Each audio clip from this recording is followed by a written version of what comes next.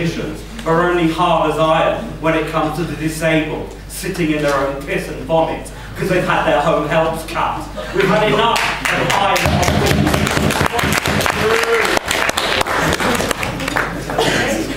So the question for the proposition then is those guys. Just so clear.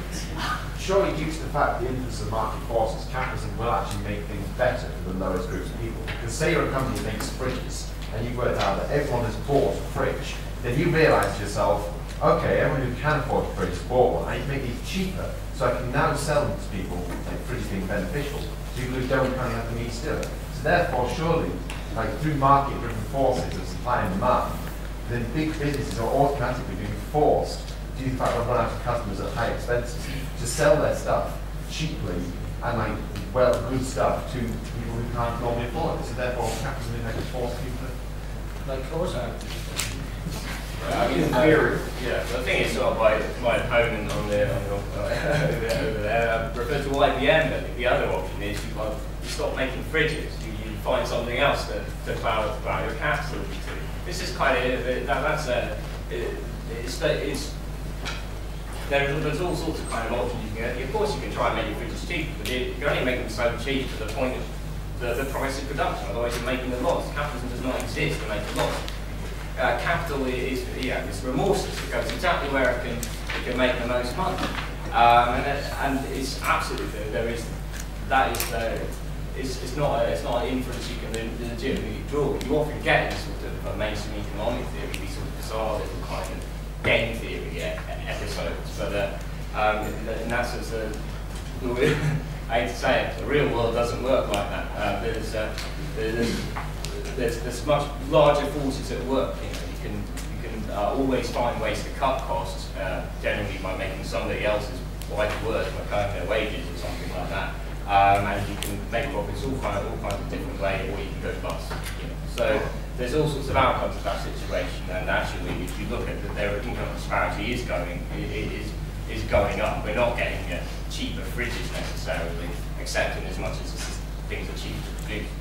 Well, not all the way up to. In 1999, The Guardian took 100 products which were exactly the same in that year as they had been in 1900, and they found that of those 100 products, all but 2 were much, much cheaper in real inflation-adjusted terms than they had been in 1900. The only exception, I mean, one that sticks in mind was a season ticket to watch Arsenal, about twice as much. Everything else, which included things like Jacob's cream crackers and a whole range of other household products, were much, much cheaper. And that is the logic of the system, basically. Who made more money out of making cars? Henry Royce or Henry Ford? The way to make really serious large amounts of money in a competitive capitalist system is by mass producing low-priced products for the mass market, not by producing luxury goods for the wealthy. There's a constant incentive to do that. And also, there's a constant cycle. Whenever new products appear, they are always sold as high-cost luxury goods for the wealthy. They buy the initial products, which are full of bugs, and are bought basically as status goods, and within a few years, the prices come down to a point where it's available to people on average income. This has happened over and over again in the course of the last 200 years. Shoes used to be a luxury product. It used to be the case that people actually put them in their wills if they had a pair of boots. And then in the late 19th century, the shoemaking machine was made, invented by actually an African-American entrepreneur in Philadelphia. And within 20 years, shoes had become available to everyone and the price had collapsed. And that's the general story that you get. Okay, so we're now going to move to the summation speeches. So we'll first have the summation speech from the opposition. So round of applause.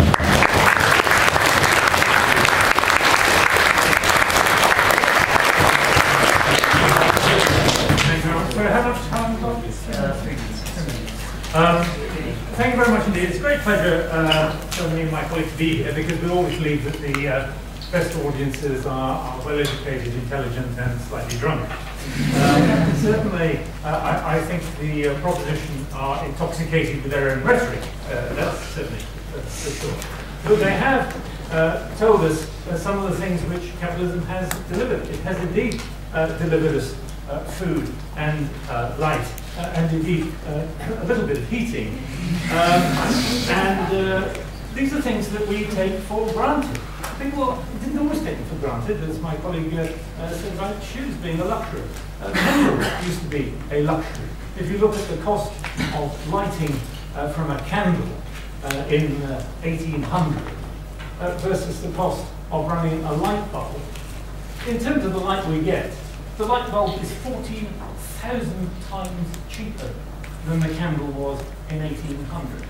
That is how much progress we have made, and it's not just, as you said, invention. It is the fact that people have an incentive to exploit inventions, and that is why we are making so much progress.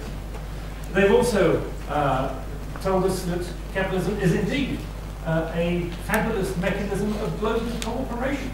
That's one of the reasons why I believe in it. Capitalists don't want wars. Wars destroy capital. Wars destroy business. That is the last thing you want. And indeed, when you trade across borders, you can be pretty sure that soldiers won't cross those borders. It's the statist countries who go to war because they've got something to gain from it. Capitalism hasn't. Capitalism has succeeded beyond our wildest dreams. It has taken, just in the last 20 years, it has taken 2 billion people out of poverty. It has taken many more out of poverty over the last 200 years. It generates equality. It is the poor who have succeeded the best under capitalist system. A Roman senator had a very easy life. A Roman senator didn't have running water because he had running servants. 90% of the population would have abject poverty, sucking up to a rich few. And that is not how capitalism works. Capitalism spreads the wealth across everyone. It's a hugely cooperative system. It's an entirely voluntary system. We're not forced to trade with other people. We're not forced into commerce. We do it because we do it for our own gain, our own purposes. We don't have to be forced and put in jail if we don't agree. I ask you to vote against this motion because you should not be trusting in politicians. You should be trusting in people. People do these things, people learn, people change as a result of their mistakes. Vote not for politicians, not for force, but for voluntary cooperation, which means capitalism. Thank you very much.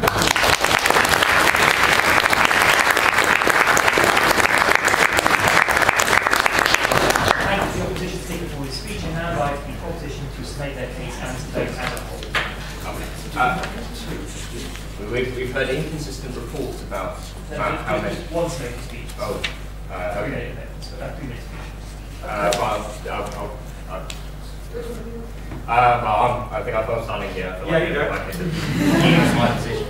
I mean, the thing is, we've heard an awful lot about the kind of the great rise in living standards for capitalism is absolutely kind of it's made everything, spreads wealth around, does all these kind of fabulous things. And again, we're not reactionaries on that level. We go to a certain point along with this argument, but the issue is like, what our history is being quietly disappeared. It becomes a strange story where it's kind of, this clever entrepreneur invented this and this year, and that raised living standards here, and it becomes this sort of strange mythologized version.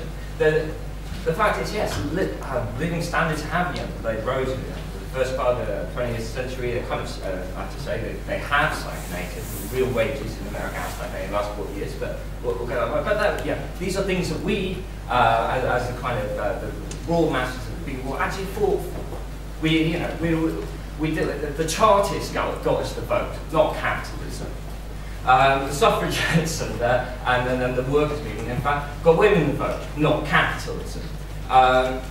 We got the NHS because, frankly, if they hadn't, and a comprehensive education, because if we hadn't been given these damn things, they would have been rioting in the streets after the nightmare of World War II. And let's be quite clear. Okay, well, capitalism, capitalists don't like war. I'm sorry, but yeah, who backed Hitler? It was crop steel. It was the largest, most successful capitalist combines. Yeah, who benefited from slave labor in prison camps? Who benefited from the enormous increases in arms production? I'm sorry, it wasn't the people at the bottom who were getting sent off to get killed. It was the people at the top benefit from the slave labor, from exclusive government contracts, for all the wonders that come forward, and also they benefit from the reconstruction. They benefit from the fact that things have been destroyed. They get to rebuild that. They get to make money out of the fact that their class caused so much destruction. And this is the hidden history underneath this kind of bizarre wig thing. Yeah, that's wig, is in wigs and Tories, not wigs. Funny hair. Ever-extending scale of reason. That's not. I urge you to vote for the proposition because there is an underside of the history here that we've heard nothing about from this side, and there is other futures are possible. And no, don't trust politicians. Never trust politicians. Absolutely do not. Trust in yourselves, in the humanity as a whole, but not as a group of bizarre abstract individuals. Trust in us as a collective, the cooperations that's half achieved by capitalism, but could be so much richer with a more dignified social system in the future. So please vote for the proposition.